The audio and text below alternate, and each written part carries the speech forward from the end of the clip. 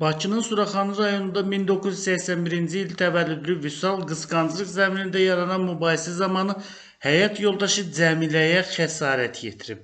Hadisə bu ilin yanvarın 21-də baş verib. Zəngilan rayon sakini Vüsal həmin gün saat 21:00-da yaşadıkları evdə telefonuna bir başqa qadın tərəfindən edilmiş zənglər səbəbindən həyat yoldaşının ona irad bildirməsi nəticəsində qısqanclıq zəminində mübahisə edib. Aralarında yaranmış mübahisə zamanı əsəbləşən Vüsal əli ilə arvadının çənə və sol qol nahiyəsindən zərbə vurub, ona müxtəlif dərəcəli xəsarətlər yetirib. Hadisəni törədən Vüsalın barəsində Cinayət Məcəlləsinin 128 qəsdən sağlamlığa zərər vurma maddəsi ilə ittiham elan edilib. Məhkəmədə təqsirləndirilən şəxs qismində ifadə verən Vüsal ona elan olunmuş ittiham üzrə özünü təqsirli bilib. O ifadəsində göstərib ki, zərər çəkmiş Cəmilə ilə 2002-ci ildə ailə həyatı qurub, birgə nikahdan 3 övladları var. Yanvarın 21-də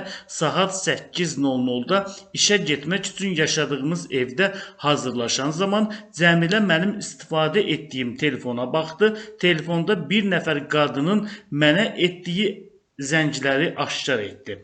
Bu səbəbdən aramızda sözlə mübahisə yarandı. Daha sonra Cəmilə işə gecikdiyi üçün onu işə yerinə apardım. Daha sonra idarə etdiyim avtomaşınla taksilik fəaliyyəti ilə məşğul olmağa başladım deyə təqsirləndirilən şəxs ifadəsində göstərib. Təqsirləndirilən şəxs qeyd edib ki, həmin gün saat 21:00-da yaşadıkları evdə olan zaman Cəmilə ondan münasibətdə olduğu qadının kim olduğunu, hansı səbəbdən ona xəyanət etdiyini soruşub.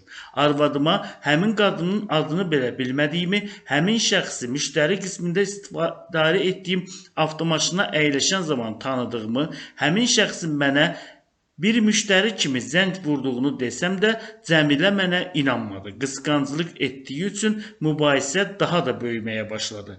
Mübahisənin təsirindən əsəbləşdiyim üçün Cəmiləni söydüm, əlim ilə onun çənə nahiyəsinə və sol qoluna zərbə vuraraq onu döydüm deyə təqsirləndirilən şəxs ifadəsində göstərib. Bu cinayət işinə Suraxanı rayon məhkəməsində baxılıb, məhkəmədə məlum olub ki, təqsirləndirilən şəxs zərərçəkmişlə barışıb, zərərçəkmiş şəxs ondan şikayətçi deyil. Bu səbəbdən Vüsalın barəsində olan cinayət təqibinə xitam verilib, o cinayət məsuliyyətindən azad edilib. Bundan başqa Bakının Suraxanı rayonunda ata və oğul arasında yaranan mübahisə cinayətlə nəticələnib. Hadisə bu ilin martın 4-də baş verib. Bakı şəhər sakini 1977-ci il təvəllüdlü Əhməd həmin gün saat 23:00-da yaşadığı evində oğlu Zahirin siqaret çəkdiyini görüb.